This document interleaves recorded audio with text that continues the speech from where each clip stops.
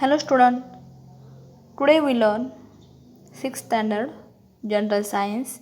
In that lesson number 2nd, the living world. And from previous video we have learned various characteristics of living things, and today we learn next characteristics of living things. See page number 15.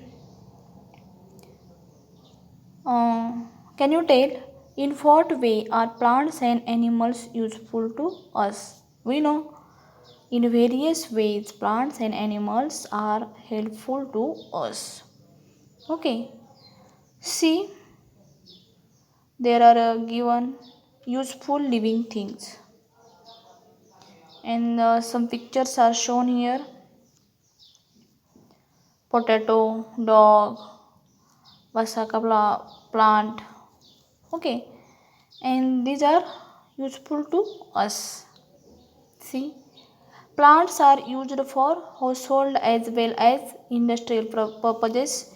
And for example, fenugreek, methi, potato, okra, methi, apple, banana are used as food, while vasaka means adulsa, hirada, beda, asparagus are used as medicines.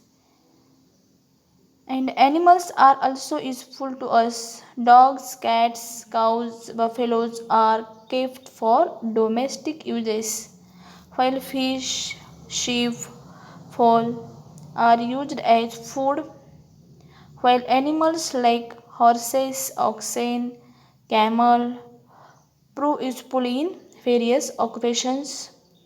And the earthworm is very useful in agriculture. So, in the various type, we use living things that are useful to us. Then, harmful living things. See, there are some living things pictures shown. Harmful living things: rat. Okay, lizards. Some animals and plants around us are harmful to man. For example, mosquitoes and flies spread diseases. Okay, cockroaches, mice, rats destroy our food. Then, like tricks also spread diseases. Then, the bites of some poisonous lizards, spiders, snakes, and scorpions are can even cause death. And if wild elephants enter human settlements, they cause a lot of destruction. And some plants too can be harmful to us, as for example, dodder, parthenium, and other weeds. Okay, dhotra. See here shown pictures. Dhotra also harmful to us. Then colaceaceae leaves and pods of nettles, coloseca leaves cause eating. Plants like oleander, lantana have strong odors, and the dhotra plant is poisonous. And uncontrolled growth of fungi and algae in water pollutes drinking water and may cause the spread of diseases. And these are the harmful things to living things. Okay, harmful living things to us. Then wild animals. See here shown some wild animals. Page number 16. Wild animals that hunt other animals for food are called predators. For example, tigers, lions, wolves, leopards.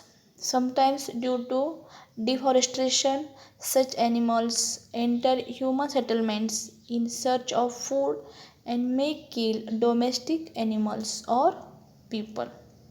Okay, these are about wild animals. Then here given find out watch TV channels such as National Geographic, Discovery, and collect information regarding various plants and animals found in our surroundings, and have a class discussion with reference to the collected information. A student, you watch and collect information, and then we will discuss in the class. Okay, see here, always remember, many plants and animals in nature satisfy our needs, and the use of such plants and animals should be restricted only to our needs, and we should not pluck leaves, flowers, and fruits unnecessarily, and animals should not be hunted. They should not be teased just for fun, and it is the responsibility and duty of all of us to protect plants and animals. This thing always remember. Then we see what we have learned. See, from the starting of the lesson, we have provided various videos, and in that, growth, respiration, excretion, reproduction, responsiveness to stimuli, movement, a definite lifespan, and a cellular structure are the characteristics of living things. And animals grow for a certain period of their life. Plants, however, grow as long as they live. Then animals have specific organs for respiration, while plants respire through microscopic pores on their leaves and stems. And the process of eliminating waste products from the body is called excretion. And all living things have the ability to reproduce. And living things move because of their ability to respond to stimuli. Then plants show spontaneous movements, but they cannot have their place and go elsewhere as animals do.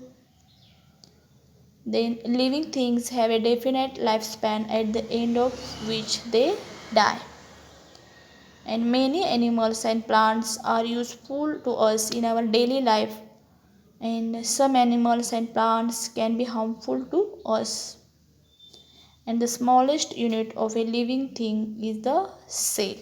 This we have all learned in the chapter number 2, the living world. Okay, student. So here our second lesson is over. Okay, bye bye.